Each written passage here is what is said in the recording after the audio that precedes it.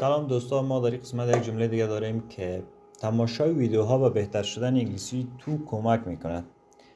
شما ایره چه رقم به چه ترتیب انگلیسی می نویسین؟ یک بار فکر کنین. خب ما پس می نویسیم که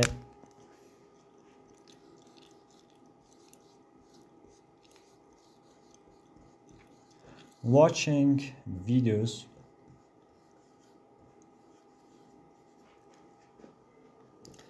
helps you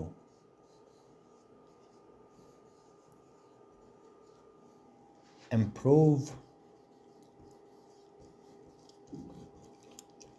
your English.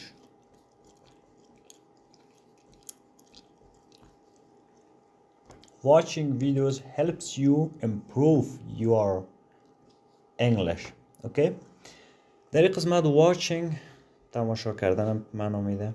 ویدیو helps کمک کردن و تو کمک میکنه. helps you improve your English. ببینین جمله را که میبینین بهتری است که یکی سر دو چیز تاکید داشته باشین. ذخیره لغت. وقتی که شما این جمله را میبینین لغت‌های ازی و وربای ازی فعلای ازی را حفظ کنین.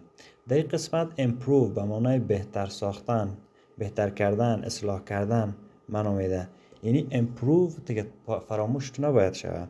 helps کمک کردن باید به تو فراموش تو نباید شود، باید یاد داشته باشی. وقتی که وربا و فعلا را تو یاد بگیری دیگه این جمله ها برای تو آسان میشه. یک جمله را که من برای تو نوشته کردم تو 10 جمله دیگه میتونی که خودت نوشته کنی. انگلیسی را کوشش که آسان یاد بگیری. تشکر.